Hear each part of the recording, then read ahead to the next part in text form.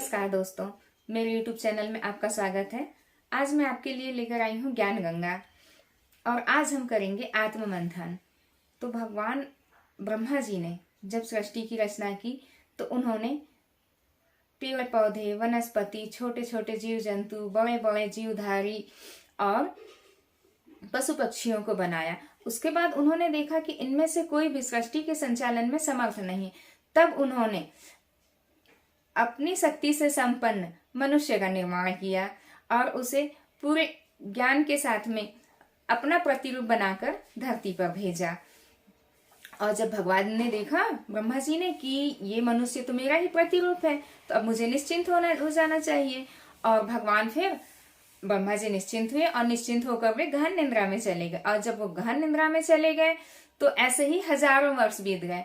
और जब हजारों वर्षों के बाद में जब ब्रह्मा जी की निद्रा टूटी तब उन्होंने देखा कि कुछ मनुष्य उनके द्वार पर काफी दुखी भाव से खड़े हैं।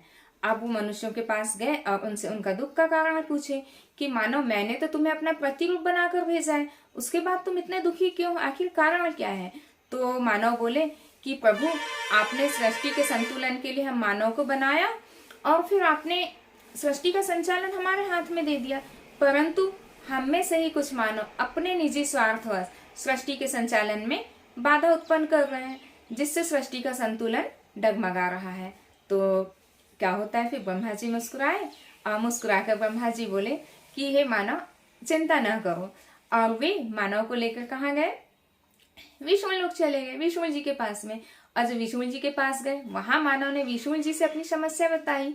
तब विष्णु जी भी मुस्कुराए और बोले कि मानव, तुम चिंता न करो, मैंने जब तुम्हारा निर्माण करके तुम्हें धरती पर भेजा तो उसी वक्त मैंने एक वरदान दे दिया था। संपूर्ण मानव जाति को मैंने एक वरदान दिया था कि भाई, अब भगवान ने हमें तो धरती पर भेज दिया, अब वो वरदान कौन सा है, हम मानव है, हमें तो मालूम होना चाहिए कि कौन सा वरदान देकर भगवान ने हमें भेजा है करके। और ये तो आप सभी जानते भी हैं। तो वरदान कौन सा था कि भगवान विष्णु ने कहा कि मैंने समस्त मानव जाति को वरदान दिया है कि वो जैसा कर्म करेगा वैसा ही बन जाएगा और जैसा कर्म करेगा वैसे फल की प्राप्ति होगी। ये तो हम सभी जानते हैं। तो भगवान ने कहा क्या कि मानव जैसा कर्म करेगा वैसा ही बन जाएगा।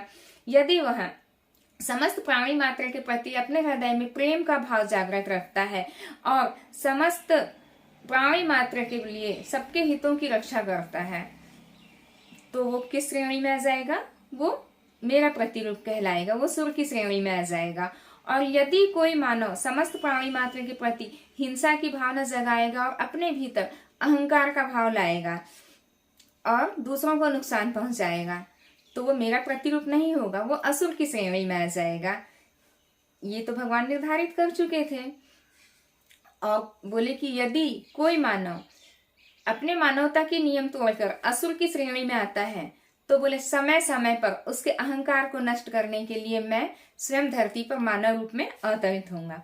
और हुआ भी यही कि भगवान समय समय पर धरती पर अवतरित होते रहे, अपनी लीलाएं दिखाते रहे। और उन्होंने अपनी कई लीलाएं दिखाई कई रूप में। त्रेता युग में, द्वापर युग में भी उन्होंने राम और कृष्ण के रूप में और अन्य अन्य रूपों में उन्होंने अपनी लीलाएं दिखाई हैं भगवान ने। तो अब हमें ये तय करना है दोस्तों कि हम किस कैटेगरी में आते हैं। क्या हमारे हृदय में समस्त प्राणी मात्र के प्रति प्रेम का भाव है, क्या हम सभी का हित चाहते हैं, या फिर हमारे मन में अहंकार के भाव जागृत हैं और या फिर हमारे मन में हिंसा की भावना जागृत है। ये सब कुछ हमको तय करना है कि हम किस कैटेगरी में आते हैं। हम कैसा व्यवहार करेंगे तो हम सुर की श्रेणी में आएंगे और हम कैसा व्यवहार करेंगे तो हम असुर की श्रेणी में आएंगे। आखिर हमको कहलाना क्या है, सुर या असुर। तो दोस्तों, ये तो कलयुग है, यहाँ पर दोनों ही तरह के लोग मिलेंगे आपको। नकली मुखौटा लगाकर सुर भी मिलेंगे और असुर भी मिलेंगे।